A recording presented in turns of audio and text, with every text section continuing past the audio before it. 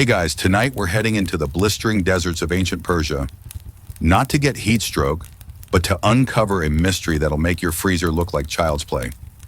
Picture this. It's midnight. The sky above is smeared with stars so sharp and countless, it almost hurts to stare. The wind is dry, whispering across the sand dunes. You trudge forward in sandals that are doing a spectacular job of filling with sand. There's no air conditioning, no mini fridge humming in the corner. And yet up ahead, tucked behind mud brick walls and ghostly cypress trees, lies something utterly baffling in this heat-strangled place. A structure that somehow stores ice. Ice in the middle of the desert. You probably won't survive this barefoot, by the way. So before you get comfortable, take a moment to like the video and subscribe. But only if you genuinely enjoy what I do here. Let me know where you're watching from and what time it is where you are. Now dim the lights, maybe turn on a fan for that soft background hum, and let's ease into tonight's journey together. You slip between two tall columns, their shadows bending in the moonlight. Behind them stretches a long courtyard, silent and pale, its edges lined with dusty pomegranate trees. The air is cooler here, not cold, just not infernal. Something about this place is different, sacred almost. A faint, sweet smell, earth, sun-baked clay, and the last ghost of winter tickles your nose. Crickets sing half-heartedly. Everything else is waiting. Then you see it. At the far end of the yard rises a structure that seems to glow from within. A dome, tall and smooth, its color indistinguishable from the sand around it. But in the moonlight, it almost looks silver, like a giant upside-down bowl plopped in the desert by a bored deity. It's not a temple. It's not a tomb, but you sense reverence swirling around it all the same. As you approach, your footsteps crunch softly on gravel. A dry breeze brushes your cheek, and you catch a sudden chill. Not metaphorical, a real, actual nip of cool air. In the desert, at night, surrounded by walls that absorb fire all day long. The dome looms larger. You crane your neck. The thing is massive, maybe 60 feet tall. Its base, a perfect circle, wider than a small house. You circle around it slowly, tracing the faint spiral grooves carved along the outer shell. From a distance, it almost looks smooth. Up close, it's alive with textures, sun-cracked lines, pebbles fused into clay, straw peeking from seams. And then it hits you. This is no ordinary building, it's a yakhchal. The name whispers itself in your ear, half Persian, half magic. Yak meaning ice, chal meaning pit. Ice pit, which sounds like something from a Viking punishment ritual. But in this case, it's a miracle of engineering. 1,000 years ago, or 2,000, depending on which cranky historian you ask, this dome housed something no one today would expect, an actual refrigeration system. In the middle of one of the hottest regions on Earth, no motors, no electricity, just mud, geometry, and a stubborn refusal to melt. You wander closer, touching the side with your palm. It's warm to the touch, but somehow there's a freshness in the air leaking from the cracks near the base, as if the whole structure were breathing. Not like a machine, more like an animal, a great sleeping beast hoarding winter in its belly. A few steps more, and you find the entrance, a narrow arched door, half shaded by a crumbling wooden canopy. You duck inside. The contrast is immediate. The air hits your face like the sigh of a mountain cave, cool, dense, and dry. Inside, it's dark. Only the faintest glow filters through slits near the top of the dome. You wait, letting your eyes adjust. Then, there it is, a deep pit, maybe 20 feet below floor level, ringed by rough stone steps. At the bottom, something glistens faintly. You peer harder. Ice, layers of it, dusty, ancient, and very much solid. Chunks, slabs, and shards, nestled like treasure, preserved through heat waves, plagues, and empires. How? That's the question, right? How did the ancient Persians pull this off? Because let's be honest, your summer camping trip to Death Valley ended with a cooler full of lukewarm soda and melted chocolate. And that was with ice packs and a car nearby. Yet here we are, in the middle of the desert, standing above a prehistoric cooler, still keeping its cool. You run your fingers along the wall as you descend. The surface isn't just mud, it's something more, mixed with ash, lime, sometimes goat hair. The Persians called it sarouj, a super mud that resisted heat and water, like an early form of ancient Tupperware. And it worked. According to most historians, the use of these yakchals dates back to at least 400 BCE. Some say even earlier, possibly under the Achaemenid Empire. Others argue the exact origins are murky, maybe even borrowed or inspired by older Mesopotamian cooling techniques. Historians still argue whether the technology spread through trade, conquest, or just brilliant parallel invention. But the purpose? That's not debated. Ice mattered. It meant status, survival, and even science. Stored ice cooled drinks for nobles, preserved food for weeks, and treated fevers and inflammation. No, ancient Persians didn't invent popsicles, but give them a minute. Still, it wasn't just about luxury. In a place where summer temperatures routinely laughed their way into the triple digits, having cold anything was a life-altering advantage. Outside, a jackal howls. Inside the yakchal, the air remains steady, quiet, patient. There's something profound about it. The idea that humans, long before digital thermostats and walk-in freezers, tamed ice with nothing but mud, math, and persistence. They didn't just find a way, they designed one. And that's where you'll go next, past the awe, into the how. Because this icy wonder isn't just a happy accident of shade, it's a masterclass in ancient thermodynamics, a structure that makes the desert itself work against the sun. So go ahead, sit down on the last step, rest your feet, feel the air settle on your skin. Because soon we're going to peel back the secrets of the dome, brick by brick. You stay seated on that last stone step, fingertips brushing the cool earth beside you. The silence inside the yakchal is different now, denser maybe, or just more aware. Outside, the desert wind rasps against the dome, trying in vain to sneak in. But in here, it's still, insulated, waiting to tell you something old. You stand and make your way up, back through the narrow passage, blinking as the moonlight floods your eyes again. The dome towers behind you, massive and silent. And now that you've seen what it holds, you can't help but wonder, who built this strange mud mountain? Who figured out how to store ice where ice shouldn't exist? You wander through the courtyard, tracing the edge of a shallow channel that leads from the yakchal to a sunken basin, a kind of pool, long and narrow, carved straight into the ground. It's bone dry now, but you can imagine it filled during the coldest nights of winter, when temperatures in the desert would plummet far below freezing. This was where it all began. The ice didn't just magically appear inside the yakchal, of course. First, it had to be made. And yes, made is the right word. You're not looking at natural ice hauled down from some mountaintop glacier. This was manufactured on site in those shallow pools that still line the earth today, like ancient blueprints. And here's where the true genius starts to unfold. These pools, called ice basins or freezing ponds, were long, narrow, and placed near the yakchal, or within an enclosed courtyard surrounded by high mud brick walls.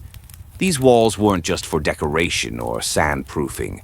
No, they were carefully positioned to shield the pool from daytime sunlight and funnel in the icy desert wind at night. Because that's the first wild truth of the Persian winter. In many parts of the Iranian plateau, especially in high-altitude regions, temperatures at night could drop low enough, just barely, to freeze standing water. Not every night, not for long, but just enough. So what did the Persians do? They leaned into it. Each evening during winter, workers, probably bundled in wool cloaks and muttering about how they really should have taken that easier job making date syrup, would pour water into these shallow basins. Thin layers, no more than a few inches deep. The desert would do the rest. By morning, a delicate sheet of ice had formed on top. Workers would scrape it off, stack it carefully, and carry it into the yak chal. Then repeat the process, night after night, layer after freezing layer, until the pit inside the dome was full. It wasn't glamorous work. It was slow, fragile. One warm night and you lost progress. One surprise sandstorm, and all your ice turned into gritty slush. But it worked. Over time, it worked.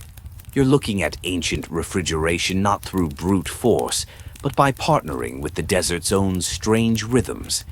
And here's a quirky little side note.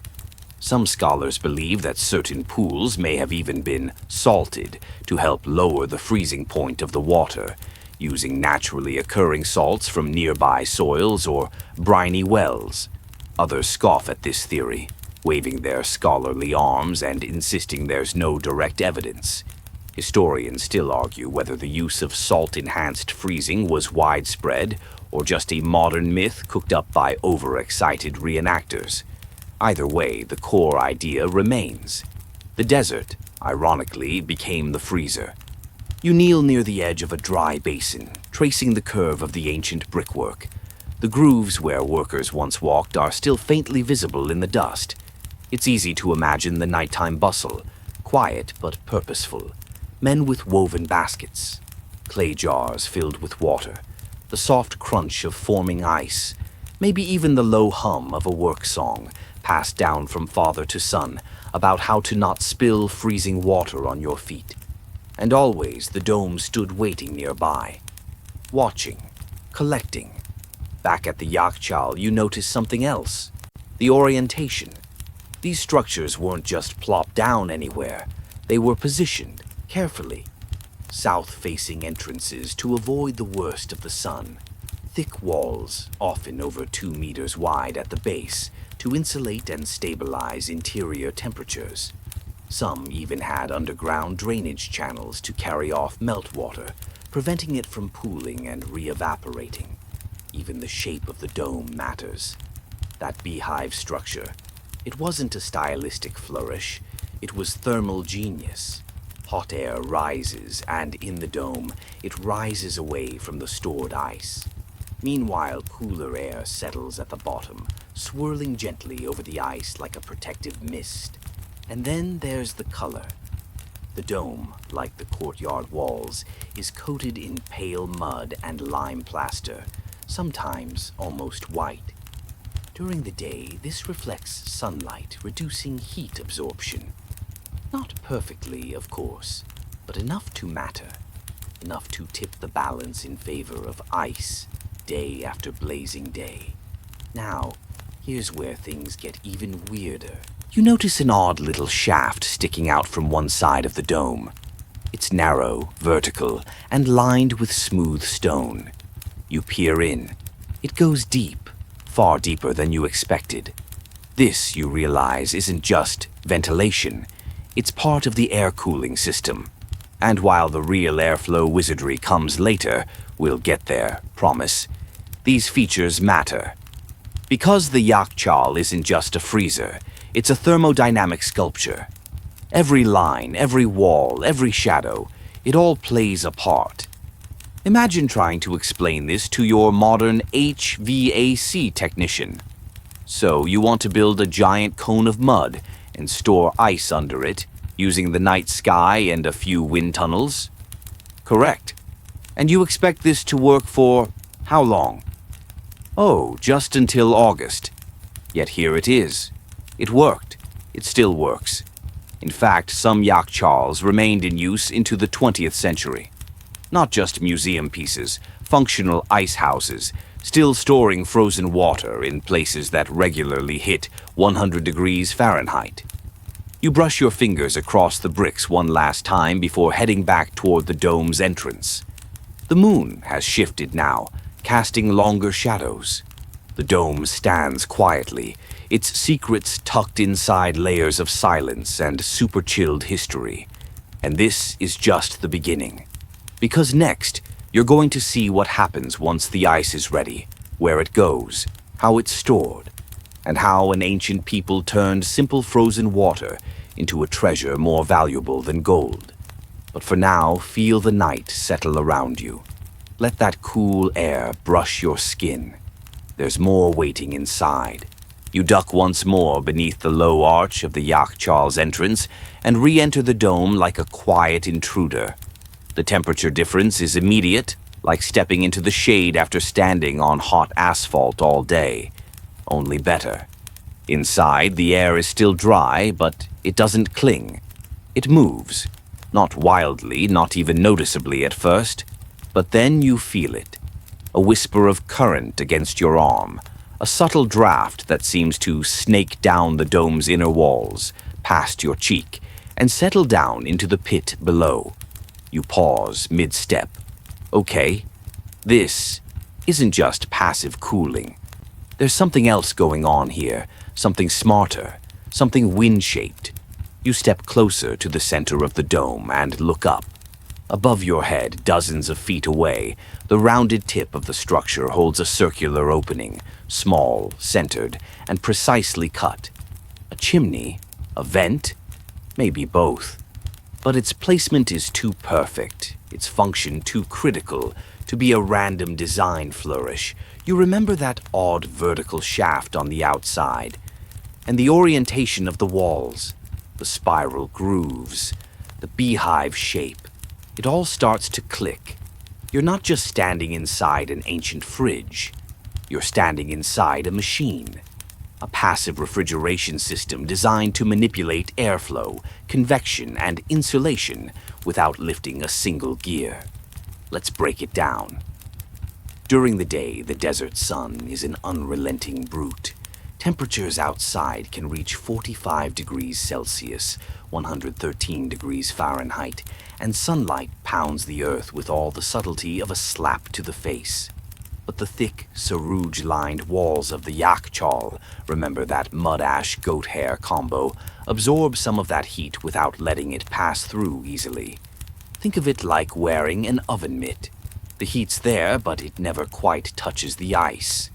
And then night falls. That's when the real magic starts. Cold desert air, heavier than the warm air inside the dome, begins to slide down through side vents or channels. Many Yakchals had wind catchers or badgers connected to their domes. These weren't just fancy desert chimneys. They were directional airflow systems, often lined up with prevailing winds. As wind entered these channels, it forced cooler air into the structure while pushing warmer air up through the top vent, like squeezing toothpaste from a tube. The result? A constant, silent current. Fresh air in, warm air out. You stand perfectly still and feel it again. That faint breath of movement, like the dome itself is exhaling.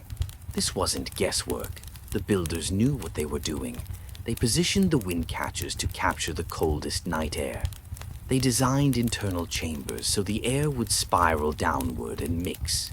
Some even included moisture traps, angled floors, and hidden gutters to guide meltwater out and away from the stored ice, preserving dryness and extending the lifespan of the stash.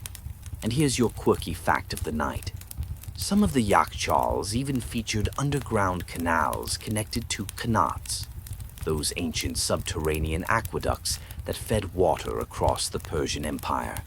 The slow movement of cool water beneath the structure further helped regulate interior temperatures. Basically, the Persians ran a geothermal HVAC system using mud, water, and a decent sense of airflow. Historians still argue whether this level of engineering sophistication was widespread or limited to elite cities like Yazd or Kerman.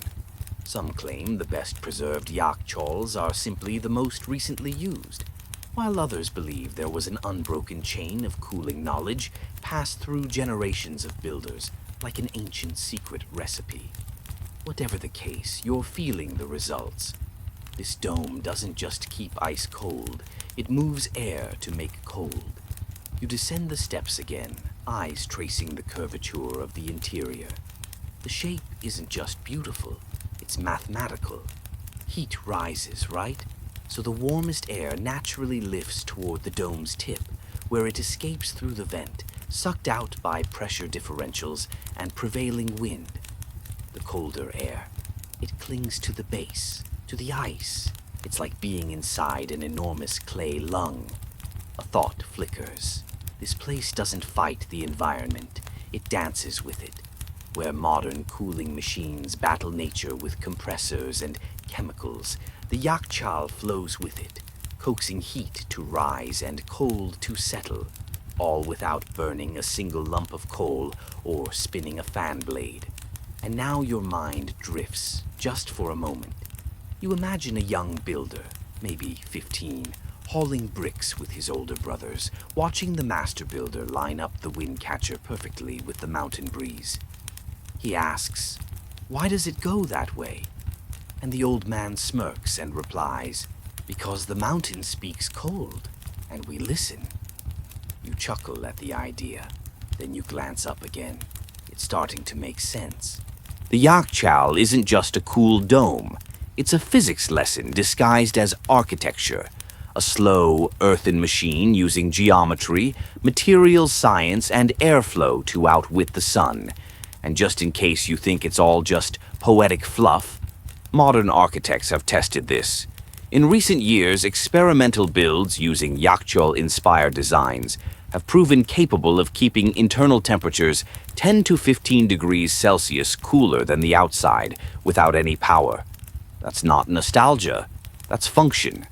So as you stand once more at the dome's heart, surrounded by stacked ice and whispering air, you begin to see the deeper genius of this place. It's not a building, it's an ecosystem, a careful, patient manipulation of natural forces to protect something perishable. And here's the kicker. All this for ice. You might be thinking, come on, it's just frozen water. But back then, ice was more than a luxury. It was medicine. It was political currency. It was a symbol of power, wealth, and control over the natural world. And we'll get to that soon. For now, you take one last breath of that impossibly cool air. You climb back up the steps, into the night. The desert stars are still burning above. The walls of the yakchal cast long shadows. Somewhere, far off, a dog barks. But here, in this clever, silent machine of mud and air, time stands still. The next layer of the mystery, where the ice goes once it's packed inside, because making it was just the beginning. You're outside the yakchal again, standing beneath the moon with the dome behind you like a giant sleeping sentinel. You glance back at it, this hulking structure of mud and whispers, and wonder just how long that ice, lovingly harvested from shallow pools and packed layer by frosty layer, could stay frozen inside. The answer?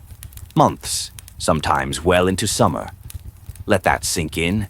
The outside air is roasting lizard eggs on flat stones by noon, but down in that pit, ice cubes, chilly enough to numb your fingertips, and not just a slushy little puddle left clinging to life. No, whole chunks, shards stacked like treasure in a giant earthen jar. But you're not done yet, because preserving the ice was only part of the game. Now you want to know how they used it. You trail along a packed earth path leading toward the remnants of a courtyard, once part of a larger storage and distribution area attached to the yakchal. A few mud brick walls still stand, and you can almost picture the bustle here during early summer. Wagons creaking, merchants haggling, and someone very grumpy yelling, "Who took my ice blocks? I clearly labeled them." See, the yakchal wasn't just a cold vault, it was a hub. Once the ice was stacked and buried beneath layers of straw or sawdust for insulation, it had to be managed, distributed, protected, and sometimes sold, because ice wasn't free. Not even then. Especially then. You kneel beside a trough-like channel, now dry and choked with weeds, but once used to carry meltwater away from the dome's base. Ingenious little detail, really. Instead of letting meltwater sit and warm the dome's interior, the system directed it outward into irrigation canals. Sometimes it even watered gardens nearby, basically turning leftover drips into something useful. But the real business was the ice trade itself. During the early morning hours, always before sunrise, workers would open the dome, descend into the cool chamber, and haul up blocks of ice. Some of it would go straight to the bazaar. Some would be packed into sealed clay jars or wrapped in animal hides for transport across the city. In wealthier homes, these deliveries were regular, sometimes daily. The 5th century version of getting your oat milk vanilla cold brew delivered on a Vespa. And what did people do with this precious perishable loot? For one, they made desserts. Yes, desserts. Picture this. You're living in ancient Persia. It's 100 degrees. Your sandals are melting. But then, surprise, someone hands you a bowl of faluda. That's right, faluda. One of the world's oldest frozen desserts, made from thin rice noodles soaked in rose water, lime juice, and sugar syrup, chilled over shaved ice. Served slushy and floral and cold enough to make your molars ache. Not a bad way to flex, is it? And this wasn't just an elite treat. Well, okay, it started elite. But over time, ice became more accessible, at least in the cities. Public cooling houses sprang up, often sponsored by wealthy patrons. Some had stone benches and shaded courtyards where travelers or laborers could stop and splash their faces with cool water or sip from icy ceramic cups. One fun and slightly bizarre tidbit. Some sources suggest that during particularly hot festivals, royalty might scatter crushed ice onto palace floors to cool the room, like a medieval air freshener, but chilly. Others whisper that ice was used in rituals or healing practices, applied to fevers or packed around the body to lower a person's temperature when the heat got dangerous.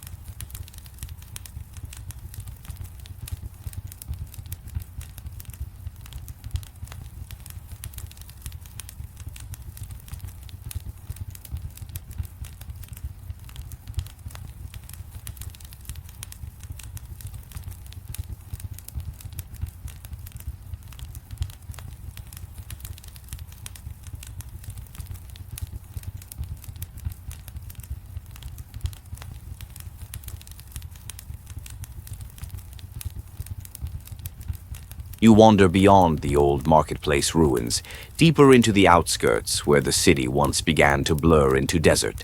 It's quieter here, just a breeze playing tag with the dry brush and the occasional call of a sleepy bird.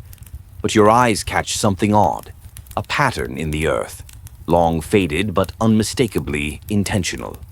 Rows, furrows, the ghosts of gardens where, logically, nothing should have grown. You crouch and sift the soil through your fingers.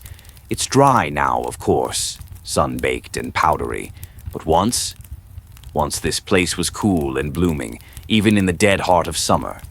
Not with scrub or thorny cactus. No, we're talking about grapes, citrus, even strawberries.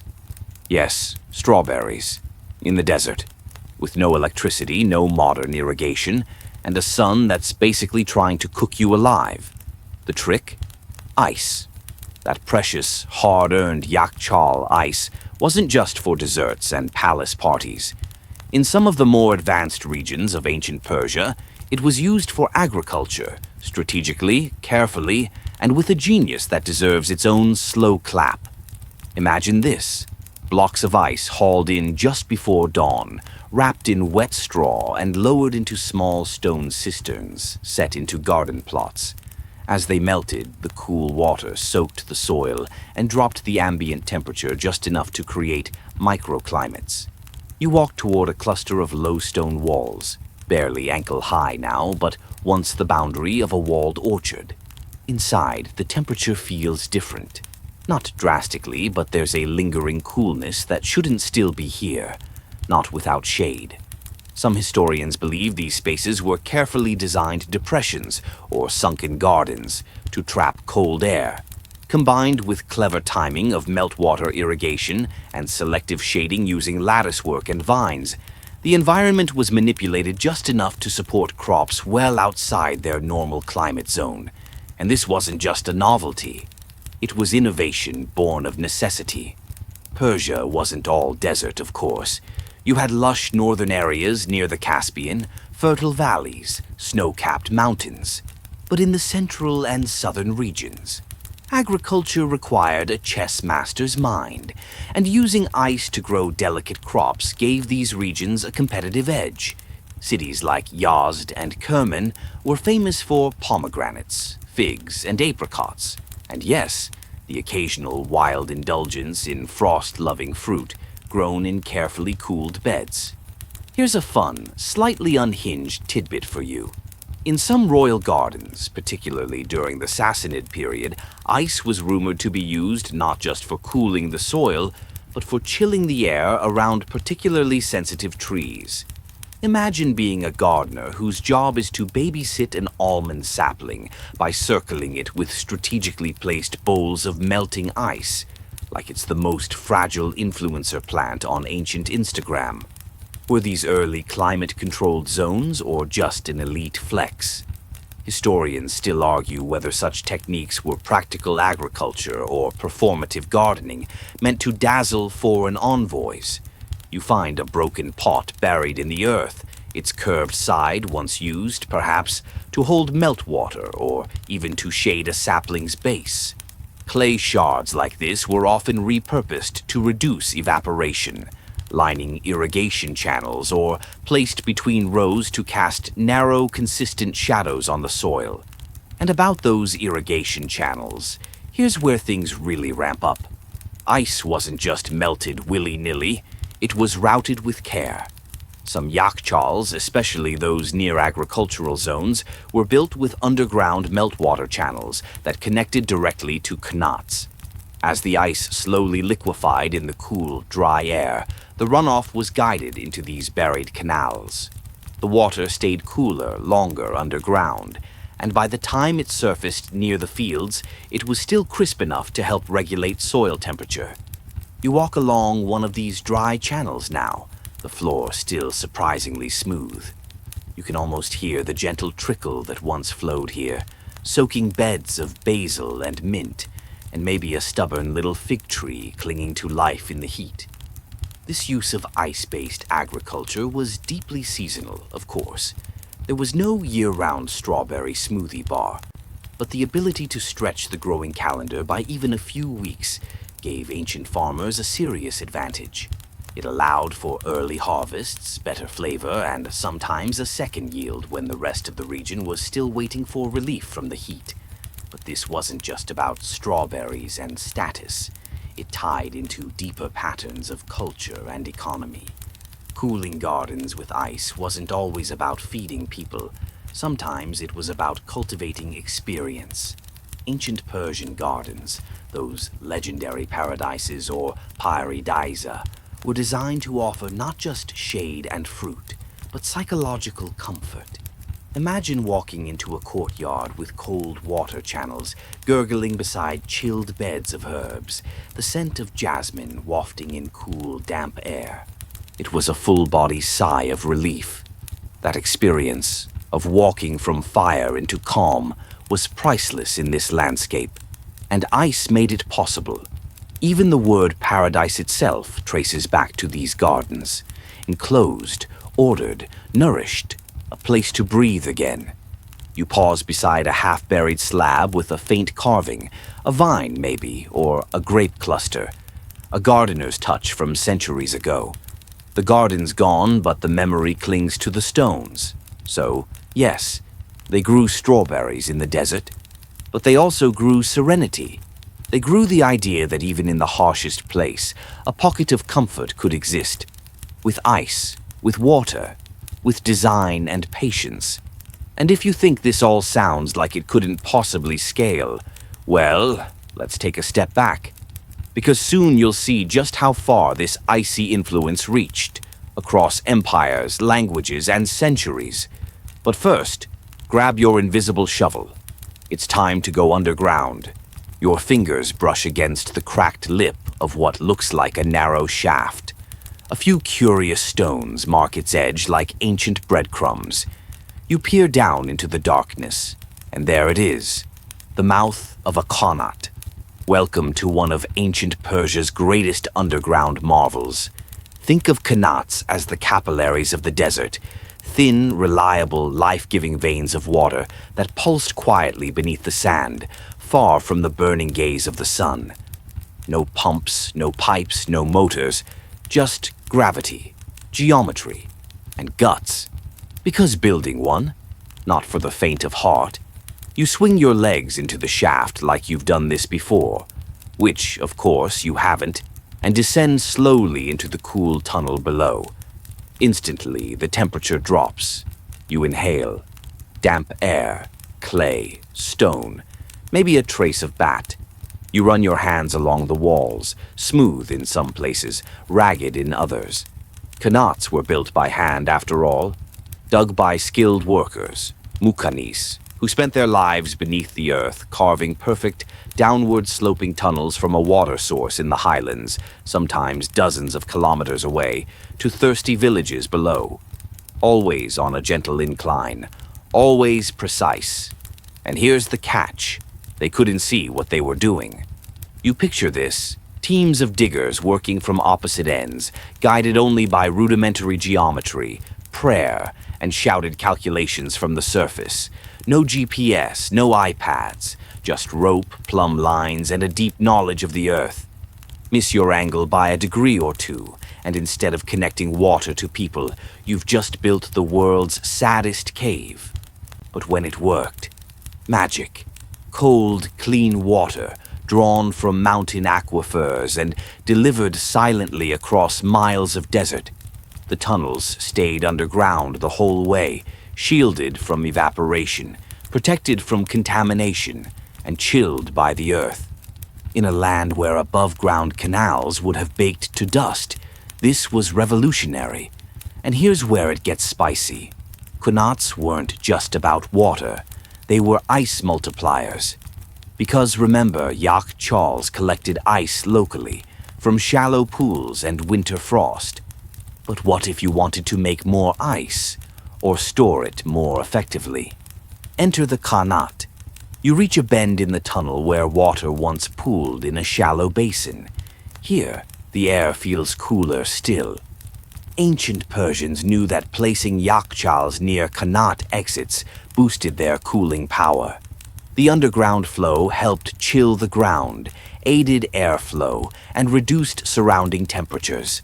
Some even believe that by channeling air from qanats upward through yakhchals, they created a rudimentary version of air conditioning.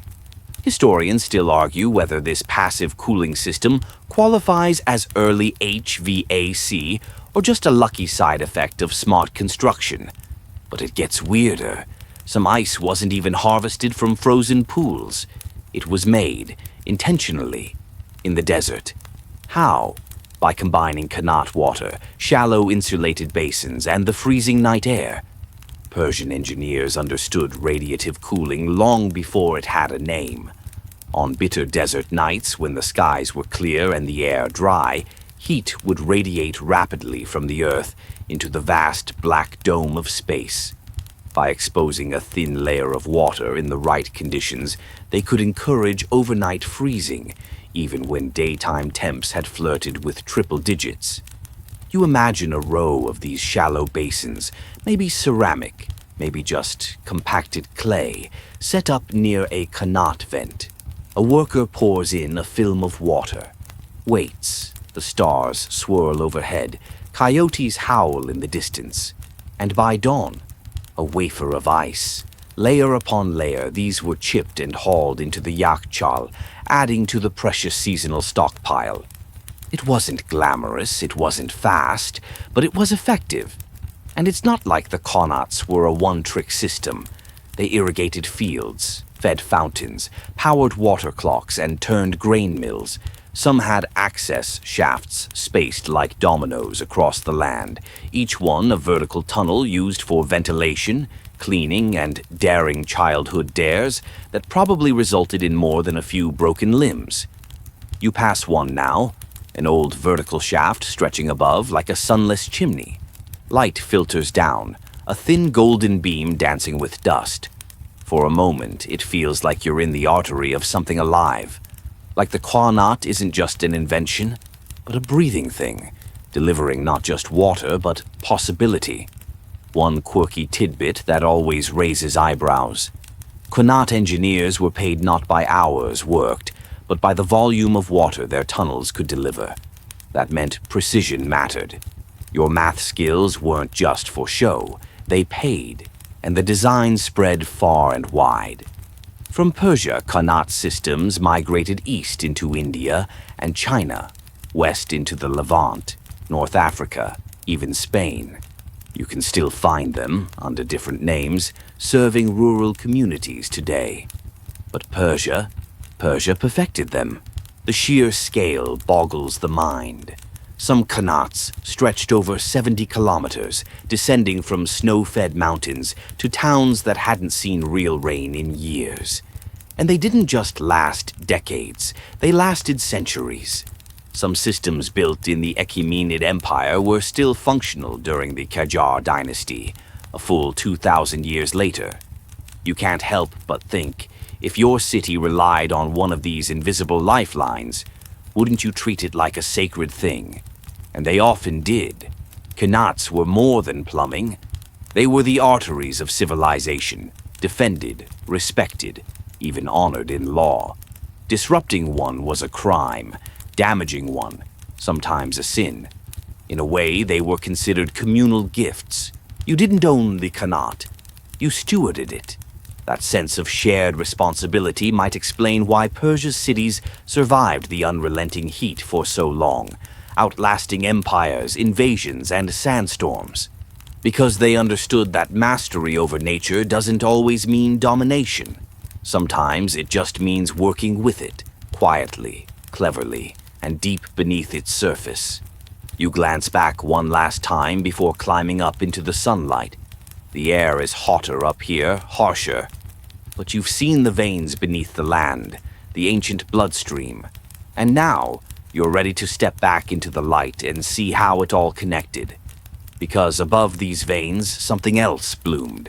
A full-scale ice economy, complete with managers, politics, and summer scandals. Let's go find out how ancient Persians didn't just use ice, but profited from it. You dust yourself off and squint into the midday sun. now fully aware that below your feet runs a whole hidden civilization of water and shadows. But above ground, that's where things got really interesting, because ice wasn't just a luxury, it was an industry. You step onto what was once a broad caravan route, flattened stone underfoot, worn smooth by centuries of sandals, hooves, and squeaky wooden wheels. This wasn't just a trade road. This was an icy artery in the height of summer, connecting yakhchals to cities, towns, markets, and customers. Lots and lots of customers. Here's the thing, once you had ice, people wanted it. And once people wanted it, others wanted to sell it. And before long, ancient Persia had what was arguably one of the earliest forms of a cold supply chain.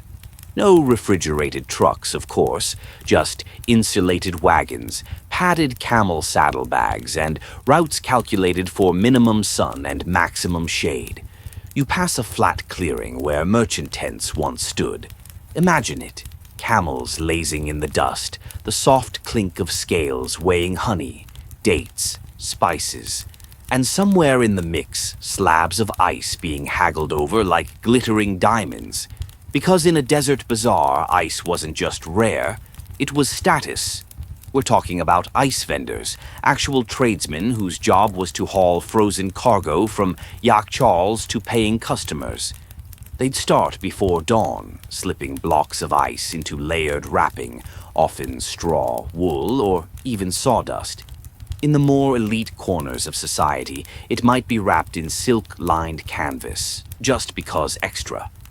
Deliveries were timed to the hour. Want ice in your pomegranate syrup by noon? Better have that delivery camel parked and ready by sunrise.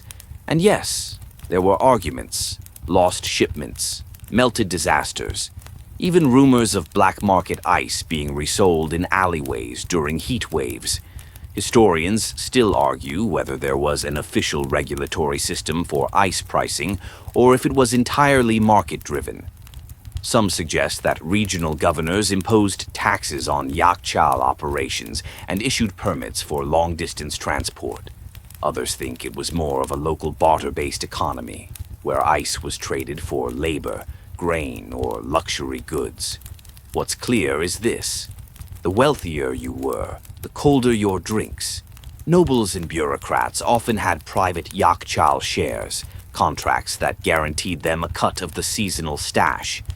In return, You they'd stop fund beside the maintenance faint of the remains of a structure, roadside pay the platform workers, and grease just the a palms few of carved local stones officials. now. But centuries ago, this could have been a way station, a checkpoint for verifying the ice blocks in a shipment. Make sure they hadn't shrunk too much. Ensure nobody skimmed a chunk off the top for a side deal. Ancient cold logistics, basically. But it wasn't all dry ledgers and dusty scales. There were summer feasts in palaces where frozen sorbets were served in cups made of alabaster. There were weddings where guests were given chilled melon slices, sliced moments before from fruit stored in icy clay jars. One fringe story, possibly exaggerated, tells of a noblewoman in the Sassanid court who demanded her bathwater be cooled with crushed ice each morning. Spoiled? Maybe. Committed to the bit? Definitely. There's even evidence that some ice was infused with flavors before storage, rosewater, orange blossom, or mint, so that it could be chipped and mixed into drinks or desserts. Kind of like ancient slushies, if slushies came with poetry readings and a harpist in the background. And here's the kicker: some cities timed festivals around the ice supply. When the yakhchals were at peak capacity, or when the first major delivery of summer was made to the town square, there'd be singing, food stalls, and kids running around with frostbitten fingers from sneaking chunks they definitely didn't pay for. You stroll into a quiet grove of date palms, their shadows falling cool and narrow. This, too, was part of the ice economy. Shade wasn't just comfort, it was strategy. Routes were often chosen not for speed, but for how many hours of shadow they offered. There were even shade maps. Yes, Literal maps detailing tree lines, overhangs, cliff shadows, and timing for how long each patch would remain sun-free. These routes, known only to experienced ice traders, could mean the difference between a full block arriving intact or an expensive puddle. And don't forget the middlemen. Brokers in town centers handled distribution. Need 10 pounds for a banquet? They knew who had it. Need a single icy pebble for a prince's perfume bath? That'd cost extra. Some particularly ambitious traders stored ice in underground vaults of their own, miniature yak chawls with shady affiliations.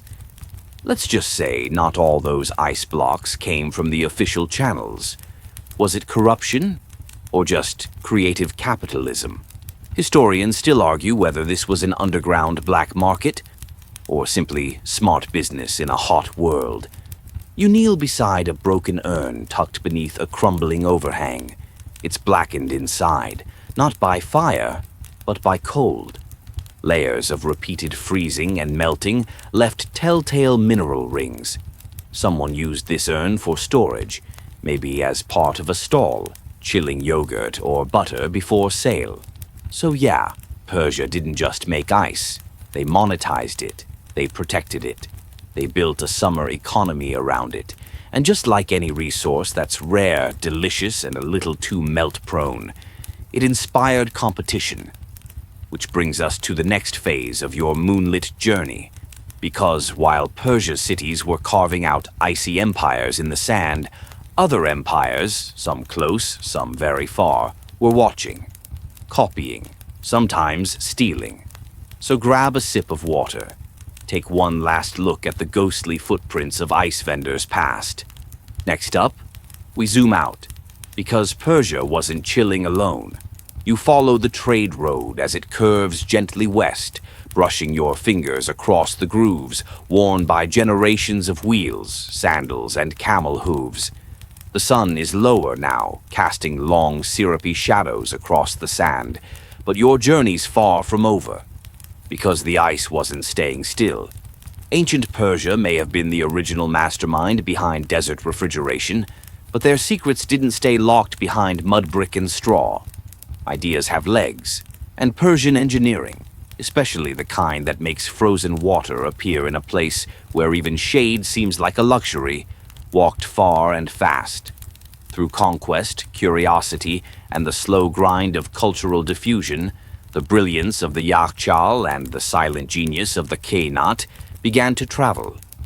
You arrive at the edge of what would once have been a bustling port, a crossroads where goods, languages, and secrets collided. Picture it. Phoenician traders unloading lapis lazuli while Greek scribes scribbled furiously in wax tablets, trying to sketch out diagrams they only half understood. Because here's a fun historical footnote. The Greeks loved to borrow. Mathematics, astronomy, gardening tips, you name it. And ice, that was juicy. While historians still argue whether the Greeks truly understood the full mechanics of the Persian Yakhchal system, there are tantalizing traces. Hints that Greek engineers may have tried replicating some of the cooling methods in their own arid cities. References to cool storage rooms, clay-lined vaults, and strange half-buried domes that don't quite match traditional Greek architecture. And then there's Egypt. Hot, flat, thirsty. The Persians ruled over Egypt for a stretch, and their engineers likely didn't leave their blueprints behind when they left. In fact, some scholars suggest that ice storage pits found near Memphis, the ancient one, not the BBQ capital, were either influenced by or directly copied from Persian cooling methods. One quirky tidbit. There's evidence that Egyptian priests used small ice molds not to cool their wine, though tempting, but to preserve ritual items during heat-sensitive ceremonies. Nothing like divine objects kept crisp under pyramid shade, but it wasn't all imitation. It was evolution. Over in India, the Mughal emperors, who came centuries later but were spiritual descendants of Persian court life, took ice obsession to a whole new level. They built barf khanas, Literally, ice houses to store Himalayan snow hauled in on elephant caravans. Yes, you heard that right. Literal mountain ice trekked hundreds of miles just so a courtier's mango drink wouldn't be room temperature. And in a beautiful twist of irony, while Persia was exporting cooling tech, it was also importing snow from distant peaks. Mountain caravans brought it down in giant bundles, insulated with straw and packed into yak wool sacks. Royal cities like Ctesiphon and Susa welcomed these deliveries like sacred treasure. You stumble upon a stone tablet half buried in sand. Faded inscriptions hint at inventory logs, dates, weights, delivery routes. Maybe it belonged to an ice overseer, someone who managed the comings and goings of Persia's frozen trade, an ancient spreadsheet carved into rock. But here's the wild part. Not everyone was thrilled with this cold revolution. In some conservative regions, there were whispers that ice was unnatural, a trick, a manipulation of divine order. If Ahura Mazda wanted you to have cold drinks in July, the grumbling went, he'd have made the sun less aggressive. One fringe account even tells of a rural temple refusing a donation of chilled milk, claiming it had been touched by spirits. Was it skepticism or jealousy? Historians still argue whether such stories were widespread belief or isolated incidents of theological ice panic. Either way, the Persian love affair with cold was spreading, sometimes welcomed, sometimes resisted. Even across the Mediterranean, Roman elites became infatuated with snow cellars and cooled beverages. Emperor Nero famously sent runners into the mountains to fetch snow, which was then packed in pits with straw and sprinkled over his fruit. Excessive? Maybe, but also suspiciously familiar. Could some of those Roman techniques have roots in Persian systems? The timelines certainly allow it, and given Rome's penchant for engineering, there's a strong chance some borrowed ideas chilled their way across borders. You sit beside a low ridge, letting the evening breeze lick across your face. Somewhere, a few nocturnal birds trill their sleepy warnings. It's quiet, still. But back in the day, this cross-cultural melting pot was alive with ice envy. Because Persia didn't just have cold, it had style. Its architecture blended cooling with aesthetics, carved wind towers, reflective lime plaster, clever vent systems. Other cultures took notes. In Oman, in Syria, even parts of Morocco, you'll find strange hybrid buildings, half desert fortress, half Yakshal wannabe. And not to brag, okay, maybe a little, but even the Chinese took notice. The Tang dynasty had ice pits of their own, and while they weren't Persian imports directly, some of the principles, airflow, insulation, subterranean design, show remarkable parallels. Coincidence? Maybe. Or maybe word travels further when it rides the backs of camels. So yes, Persia started the trend, but the world couldn't help but catch the chill. And through all this, the humble Yakchal stayed mostly the same. A dome, a pit, a promise of relief. While empires rose and fell, while kings turned to ashes, those silent sentinels kept standing, whispering through time that cleverness, not conquest, might be the true path to legacy. You glance back at the shimmering horizon. In the distance, another dome rises, another vault of ancient ice. But now it's time to descend again, deeper into the lives of those who worked these marvels. Because building them, one thing. Using them, another. But maintaining them, that was the true test of loyalty. You ready your footing. The Yakchal keepers await. The sky has deepened into cobalt now, the first stars trembling into place like scattered pearls.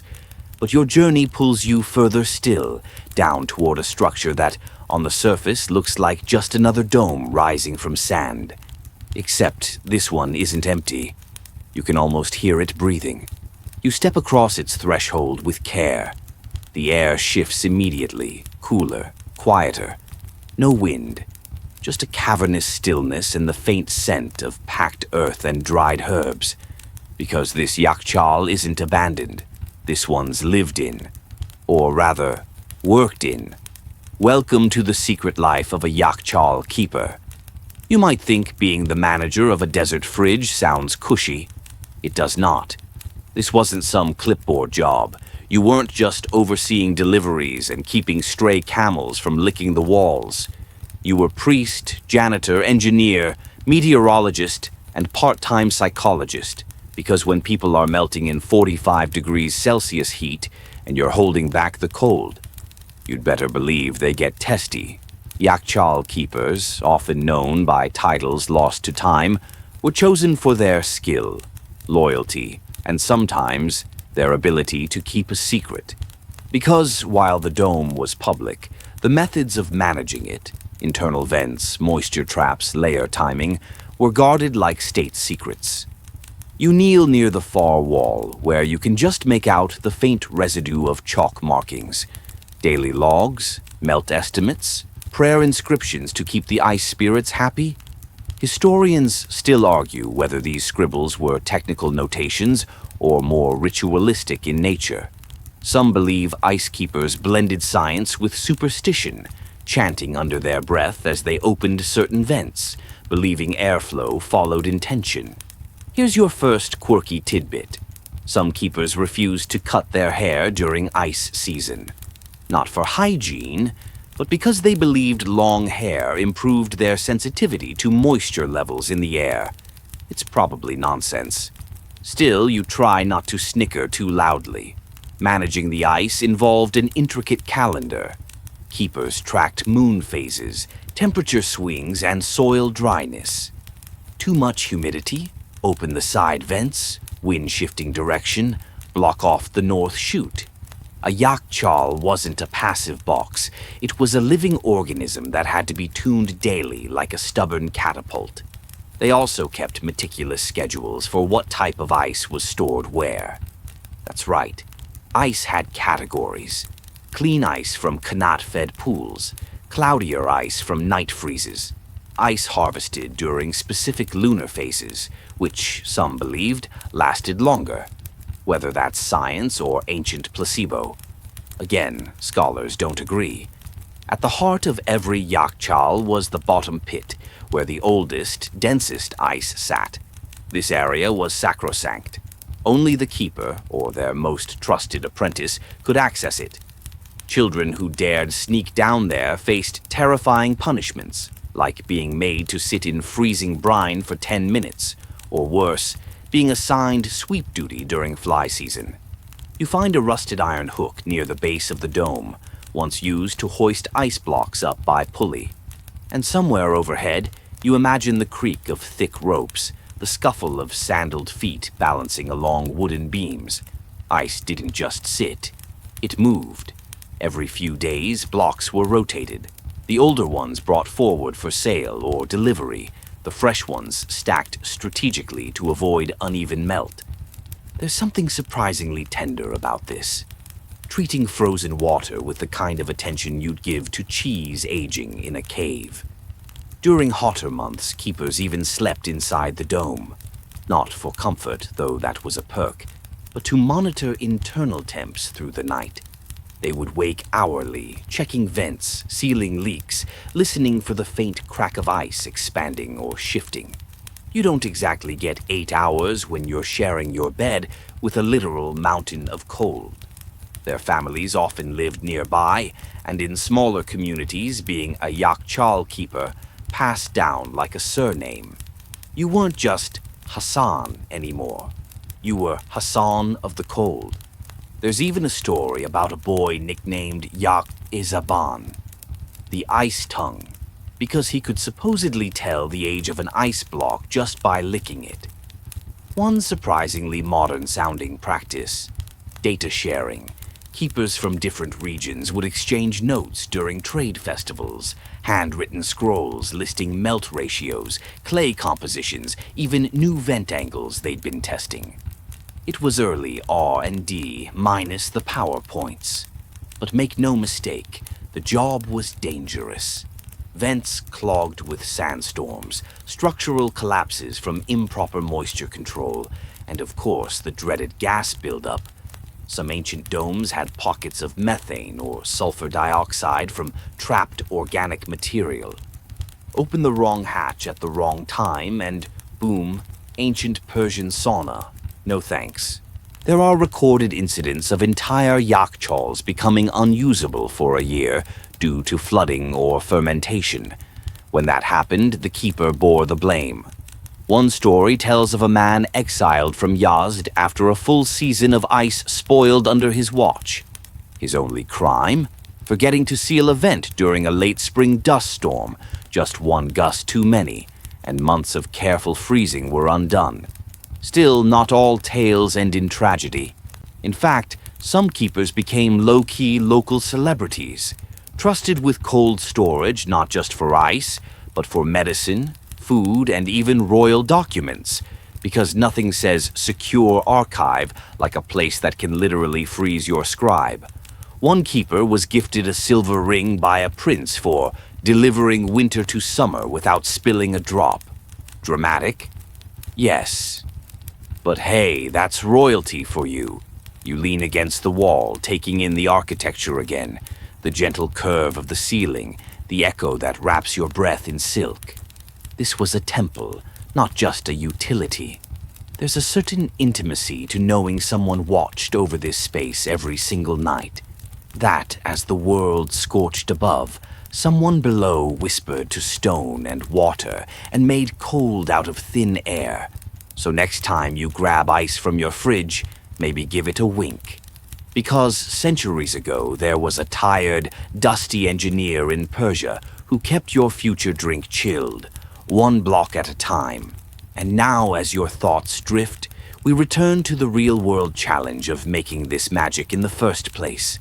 Because if you think building a dome that breathes cold is easy, oh, friend, you're about to meet the mud-slinging, math-wielding geniuses who designed it. You blink as you step out of the yakhchal, rubbing your arms like you've just left a dream. The air hits you again, dry, persistent, relentless. A desert whisper that never really sleeps. And now we rewind. We zoom out. Because before anyone could monitor ice or hum a ritual while venting methane, someone had to build this thing. Not just one yakhchal, but dozens, hundreds. And not just domes that kind of worked, but marvels that endured centuries, sometimes with no maintenance, still keeping cool like smug little igloos in a world on fire. So how do you refrigerate water in the actual desert with nothing but mud, math, and a deeply stubborn attitude? Step 1. Understand the land.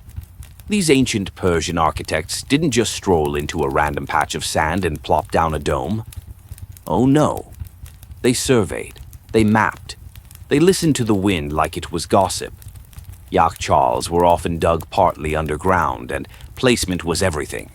You needed shade from nearby buildings or walls, favorable wind flow, low humidity zones, and, most crucial of all, a gentle slope for drainage.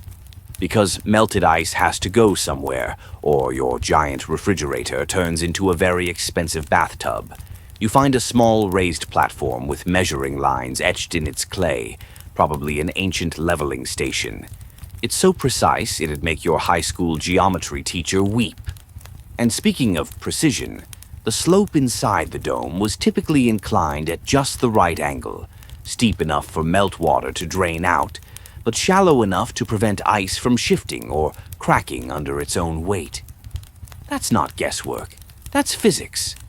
Now here's where it gets fun. The material. What's a yakhchal made of? If you said mud, you're only half right. It's made of sarouge. Say it with a little dramatic flair. Sarouge.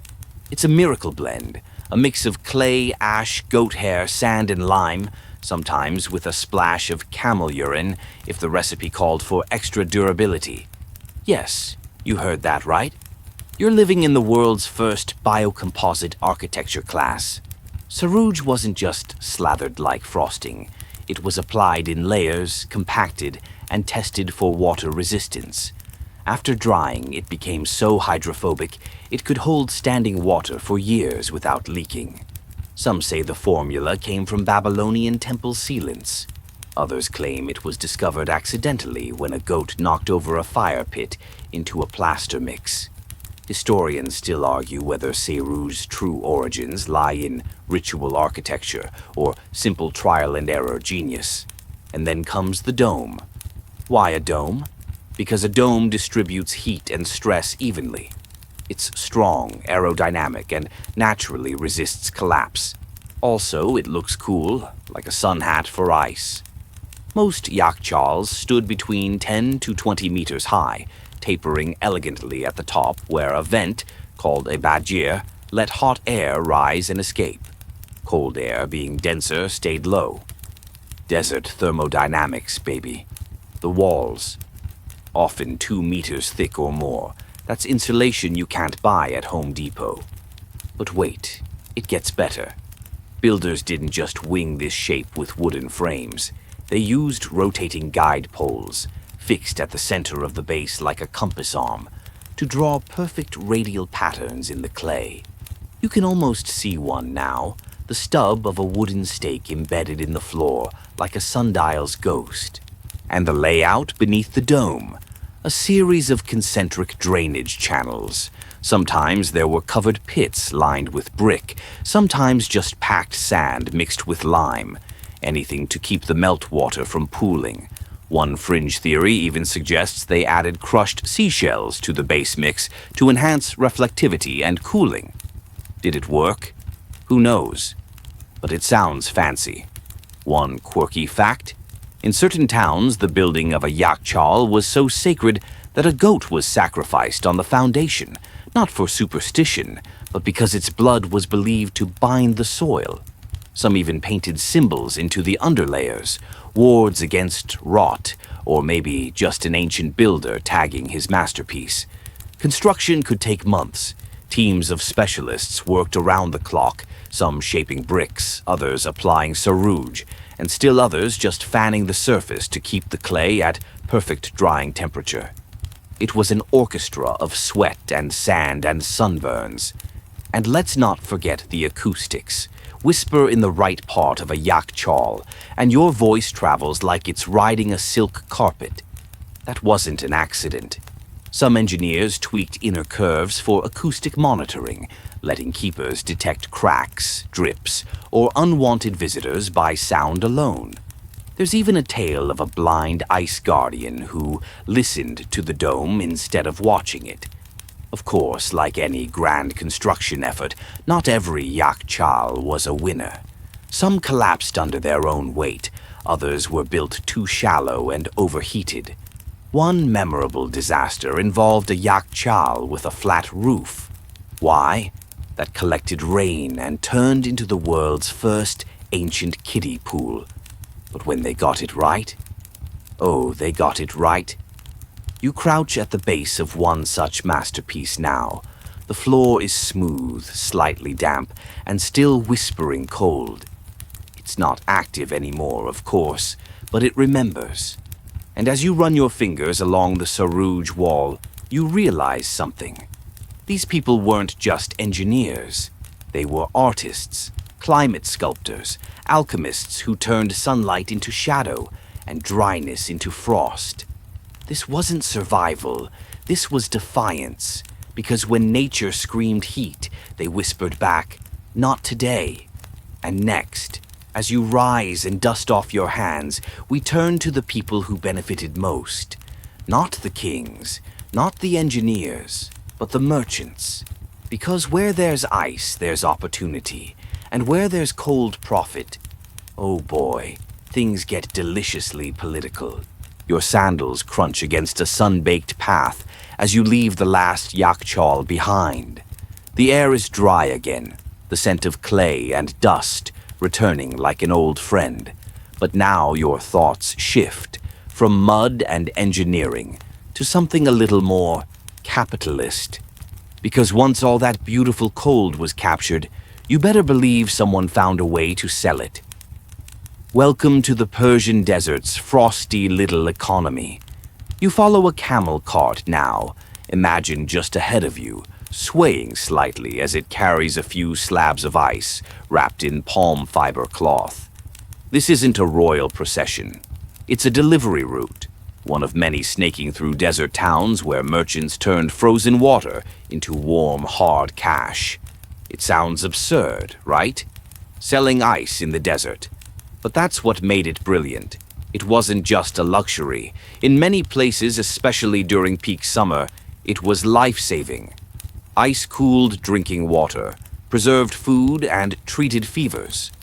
And of course, it showed off. Nothing screamed, "I'm richer than you," like hosting a banquet with cool fruit juice when your neighbors were chewing on sand. Merchants, especially those based in cities like Yazd or Kerman, learned how to work the ice circuit like seasoned traders.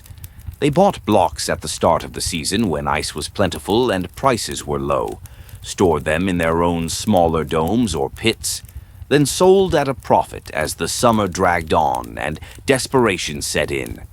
And here's your quirky tidbit. Some even paid children to run through marketplaces shouting made-up rumors about heat waves or plague outbreaks, anything to nudge the price of ice up a few extra coins. Early ice stock manipulation. The desert had its own little Wall Street, but it wasn't all shady hustle.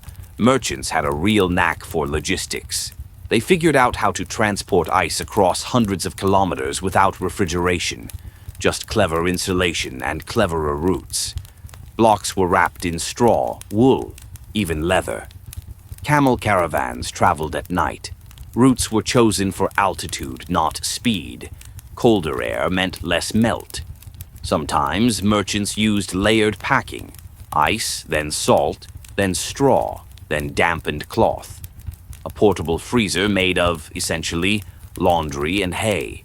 Historians still argue whether any of these ancient ice traders reached India or Mesopotamia, but there's tantalizing evidence that Persian ice made it to ports like Hormuz. If true, that means chunks of frozen mountain runoff once traveled from an arid plateau to tropical coastlines in hand-woven ice burritos. And with trade came diplomacy. You stroll now through a shaded bazaar in your mind's eye, stalls on either side spilling over with spices, silks, and of course, ice basins. In royal courts, gifted ice became part of diplomatic gestures. An ambassador might arrive with a crystal goblet of frozen sherbet. Not only did it refresh, it impressed. "We can make ice," it said, "in June." That leads us to one very frosty fact. In certain eras, ice was taxed. Yep, official ice taxes. The state saw its potential and moved in, setting quotas, approving merchant licenses, and occasionally even regulating who could own ice. Some nobles had ice monopolies, and woe unto the peasant caught chiseling a little for personal use. But monopolies cause tension. One hot summer in a town near Kazvin, according to dusty chronicles, and one suspiciously dramatic bard, a group of villagers stormed a yakchal in protest. Why? Because the merchant storing it refused to sell ice to the poor during a heat wave. The crowd broke open the dome and distributed blocks like it was frozen treasure. A desert Robin Hood moment. Of course, consequences followed. The merchant fled, but the next season the town received a government-built public yakchal managed communally. Whether this story's entirely true, historians still argue, but a public-funded fridge in the 11th century isn't outlandish. You pause at a small water trough, imagining it filled with chilled rose water, courtesy of some wealthy home. Households with influence had ice delivered directly, daily if needed. Servants would chip pieces into clay pitchers. Some homes even had tiny private yakchals, mostly symbolic, more for bragging rights than actual utility. Look at my miniature dome. It's like a Swiss bank account, but colder. There's even evidence that some people used ice for skincare. Rich women would glide chilled stones across their faces, believing it kept them youthful. And just maybe it did. Ice constricts blood vessels and reduces puffiness. Ancient influencers always one step ahead. And now, food. Ice revolutionized summer cuisine. Honeyed sorbets, preserved meats, and, yes, cold beer. While the jury's still out on whether ancient Persians fermented barley with frosty flair, we do know they used cold storage for grapes, dairy, and certain herbs that spoiled fast. There's a recipe from a 10th century cookbook that describes lemon infusion stirred with snow until it weeps. That sounds like a poetic smoothie, and honestly, you'd probably pay $12 for that in a hipster cafe today. But ice wasn't just a luxury or a commodity, it became a symbol. Tombs of some merchants show carvings of yak chawls or inscriptions praising their cool generosity. One even lists Guardian of the Winter Breath as an official title. It's unclear if that was self-appointed or government-granted. Either way, someone put it on their gravestone. And so the ice economy flourished. There were dry years, lean years, years when a late freeze delayed the harvest. But the system endured, fueled by ingenuity, greed, generosity, and above all, the shared memory of what it meant to control cold in a burning world. You lean back against the edge of a long-forgotten market wall, the sandstone warm but not harsh. You imagine coins clinking, the low grumble of a merchant praising the freshness of his snow, the price of a chilled pomegranate suddenly skyrocketing as a caravan pulls in behind schedule, and then you wonder, what happens when the ice runs out? Because for all their planning, storing, and selling, even the cleverest merchants can't outsmart the sun forever. And that's where we go next, to the dark side of frost, to melting domes, failed harvests, and the eerie silence of a yak chawl gone warm. The silence is thick now. You walk past the crumbling edge of another yak chawl. This one collapsed, its dome split like a cracked egg under centuries of pressure. No cold breeze here, just heat, dust, and the faint scent of dried grass baking in the wind. If you listen carefully, you might almost hear the drip, drip, drip of a dream melting away. Because not all yak chawls stood forever. Not all ice economies boomed eternally. And sometimes even the most brilliant human design couldn't outmaneuver the forces of nature, politics, or plain old bad luck. You crouch near the fractured wall and trace the jagged edge of the sarouj, still solid in some places, miraculously so, but flaking in others. Time has teeth, and it's not picky. Let's talk failure. There were years, sometimes entire decades, when the ice harvest went terribly wrong. Maybe the winter was too warm. Maybe the connaughts failed and the freezing pools dried up. Maybe a sandstorm came just as the water began to crystallize and filled the trenches with grit. Or, just maybe, someone forgot to supervise the freezing at night, and jackals helped themselves to the wet earth. Yes, that happened. Wild animals sometimes interfered with the shallow ice pools, especially foxes and birds drawn to the glimmer. Some communities built scarecrows out of old carpets and tin cups. Others hired night watchers who doubled as storytellers, shouting folk tales into the night to keep themselves and the predators awake.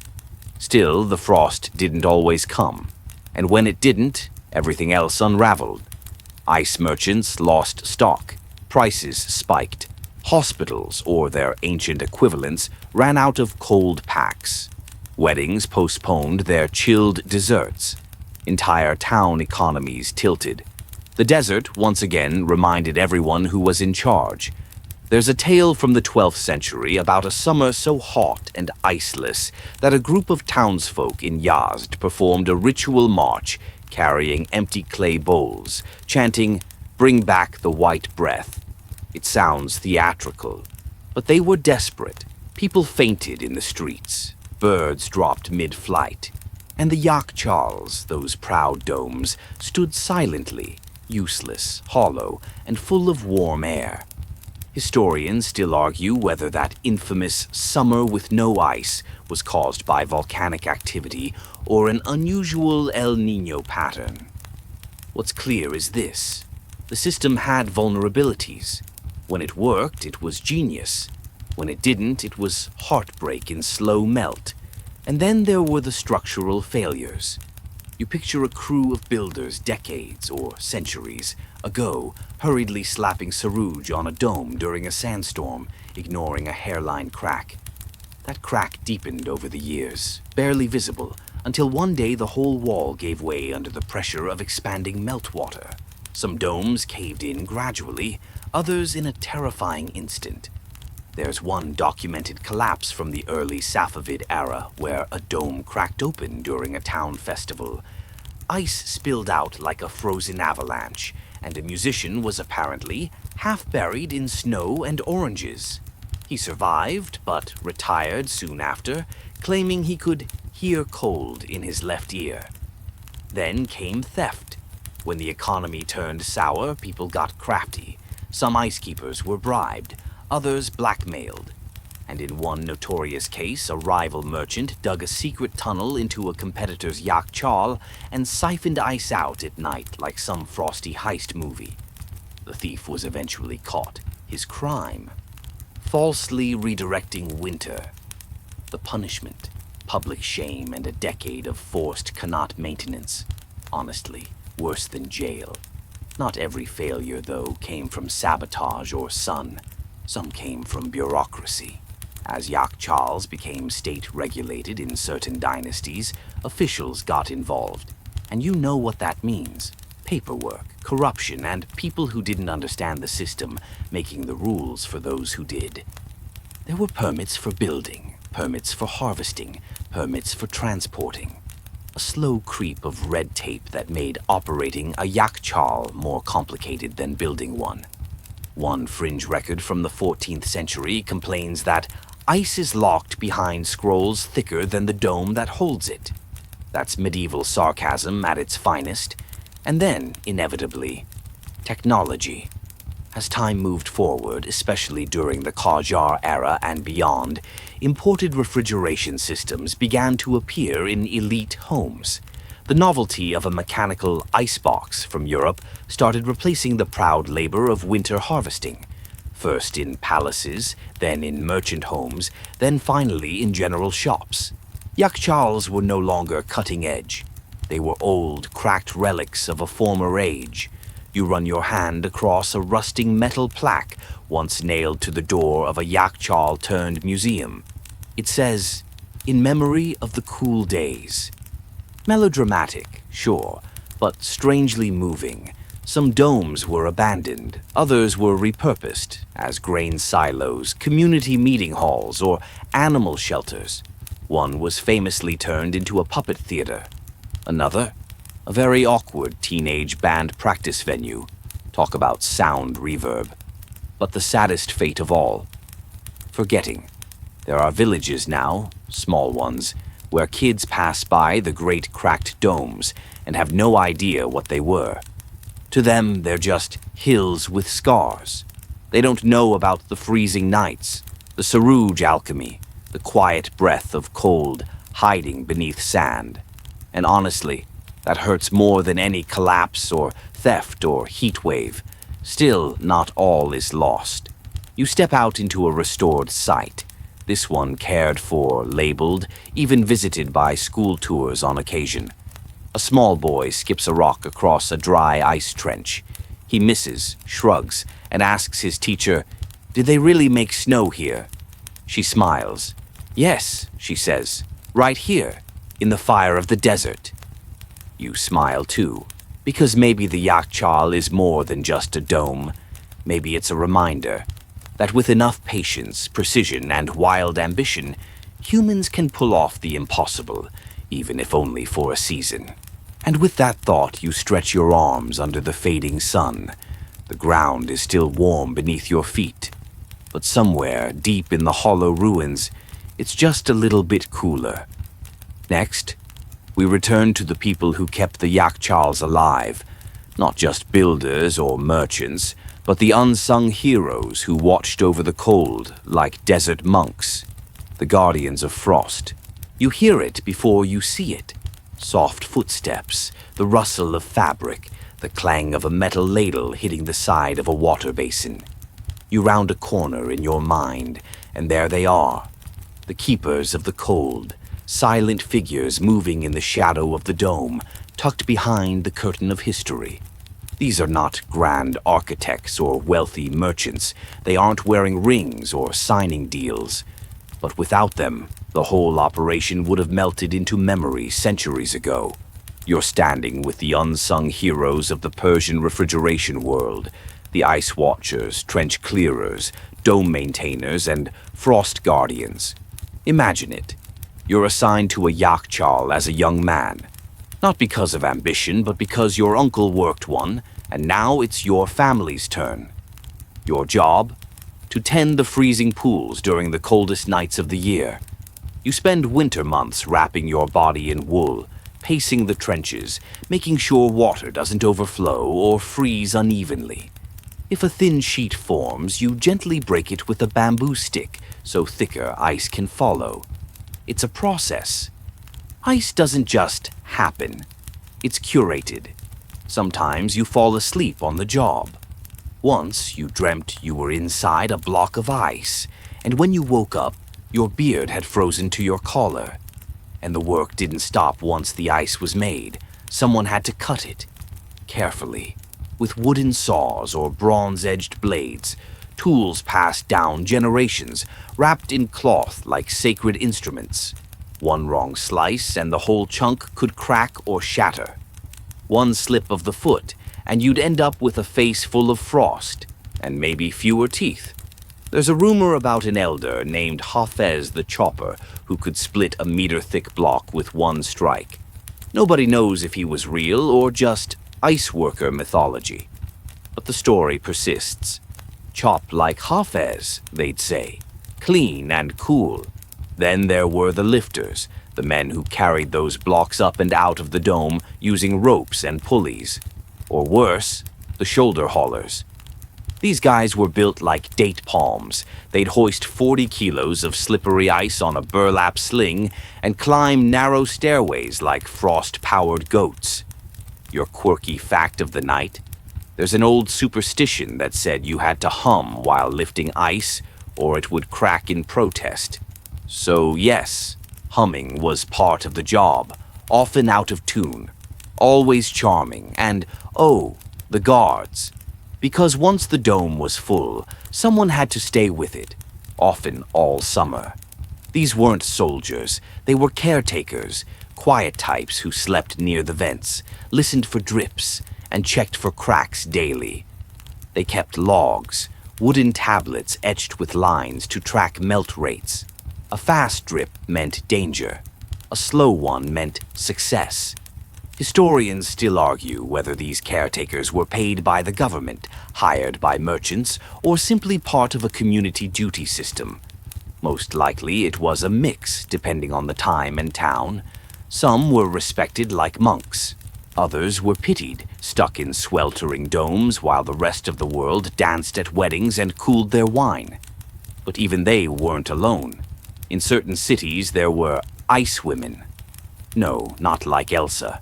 These were workers, wives, mothers, spinsters, who packed the straw, dampened the cloth, cleaned the pool edges with vinegar to prevent algae, and tied bundles for transport.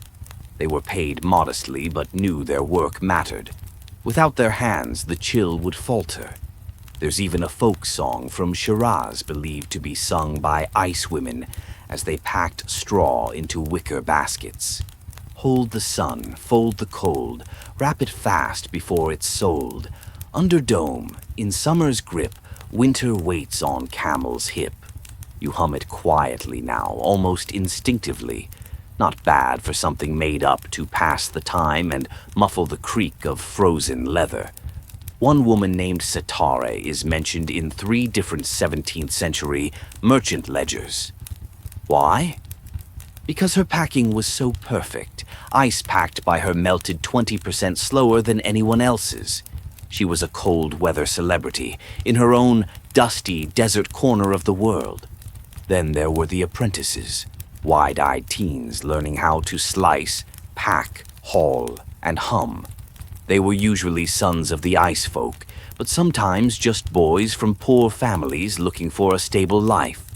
One little-known journal from a traveling European diplomat in the 1600s describes watching an apprentice caress a block of ice with the reverence of a priest before a relic. That's devotion. Or maybe frostbite. And let's not forget the fixers. When domes cracked or vents clogged or sarouge flaked off in chunks, you needed a fixer. Usually a retired ice hauler with a crooked back, a bad temper, and a heart of gold. They'd climb inside the dome with nothing but a torch and a bucket of repair paste, muttering prayers as they patched the walls. These guys were part chemist, part magician. They had their own secret sarouge recipes. Add a drop of goat milk for flexibility, or bury the mixture under sand for 3 nights to let it remember the cold. You don't question the fixers. You just thank them when the drip slows down. And always, across every role and region, there was pride. The cold wasn't just a product, it was a purpose. These people knew they weren't building pyramids or winning wars, but they were holding on to something delicate, vital, and impossibly beautiful, a sliver of winter in the belly of fire. You glance one more time toward the dome. The sun is dipping. Shadows stretch across the sand, and for a brief moment it feels cool again. Like the presence of all those workers still lingers, gritty hands, cracked lips, proud hearts, humming softly in the dark. Next, we step back and look bigger, because the Yakchal didn't exist in a vacuum. Let's talk about global parallels, how ice was stored and revered across ancient civilizations, and how the Persian system measured up. You shift your weight on a stone bench, letting your fingers trace the rough edge of a carved vent tile. The coolness beneath the surface lingers like a ghost. But now your thoughts expand. Because Persia, ingenious as it was, wasn't the only place dreaming of cold in a world built on heat.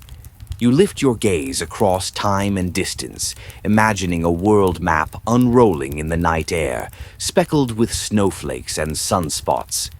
Turns out humans everywhere have been just a little obsessed with ice. Let's start with the Egyptians. They didn't have Yakchals, but they flirted with nighttime cooling techniques.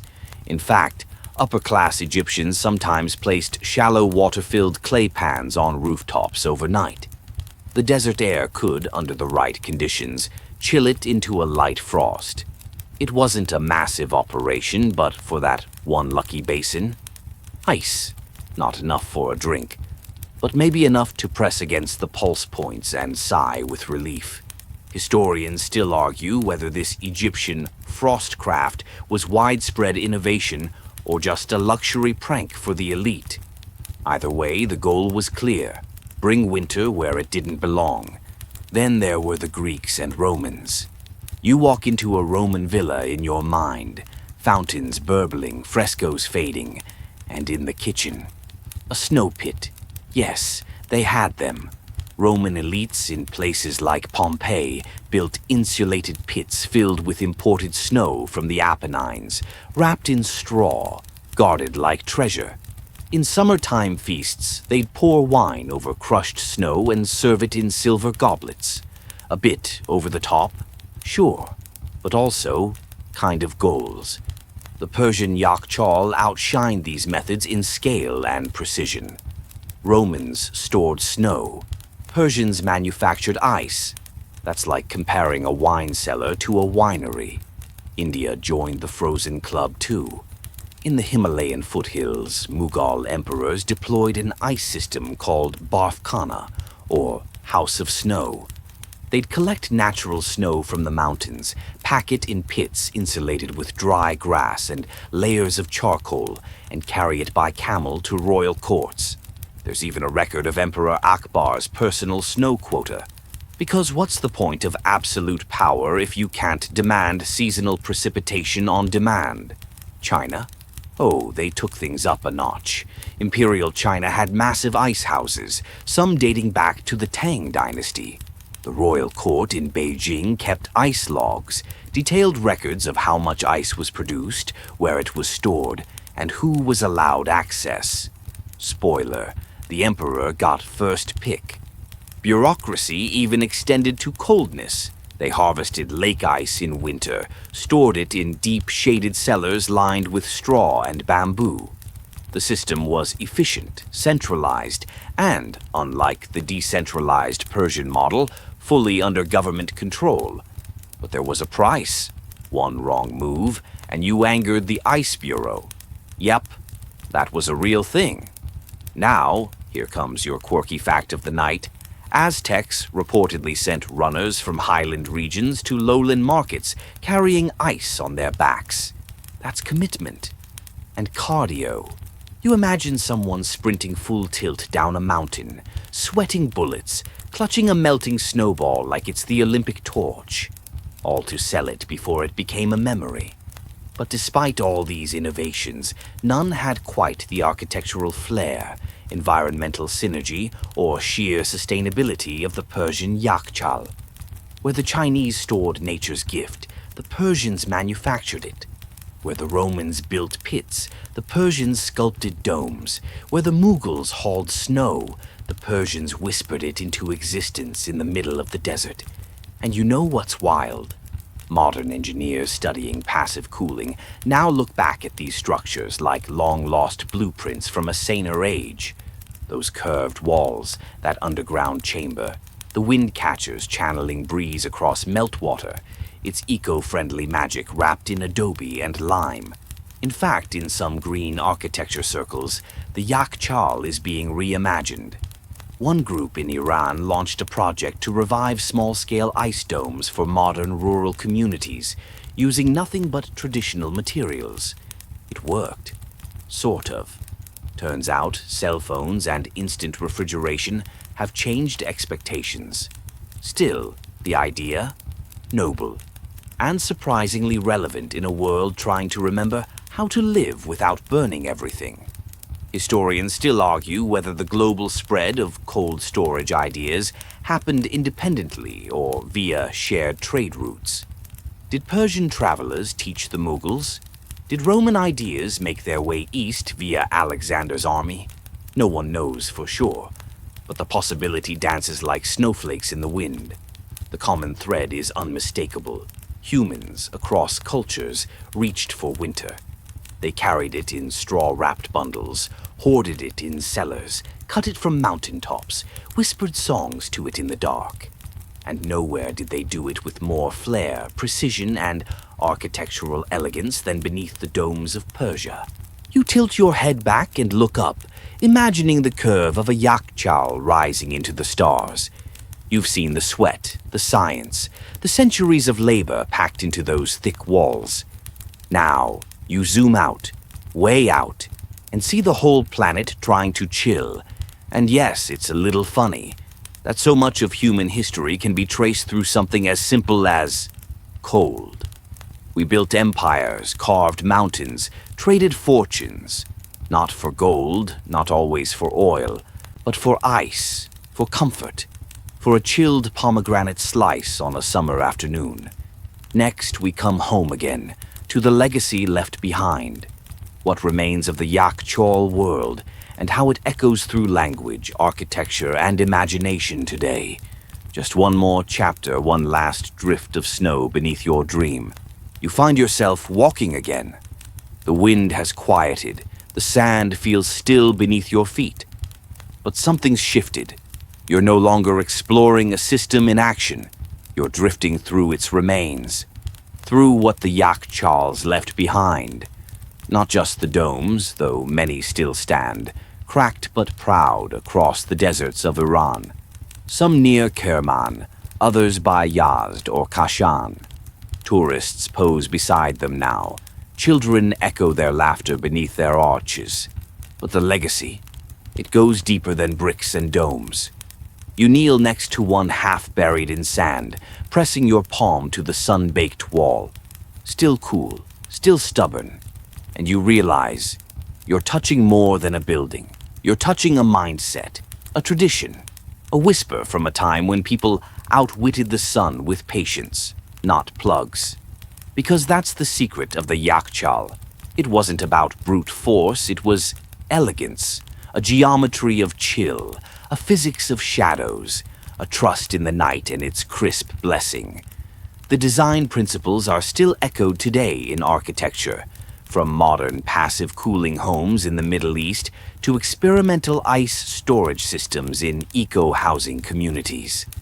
Those domes taught us that if you build with the environment rather than against it, you don't just survive, you thrive, quietly, sustainably, elegantly. But their legacy isn't just structural, it's linguistic too. In Persian, the word yak still means ice, chal still means pit.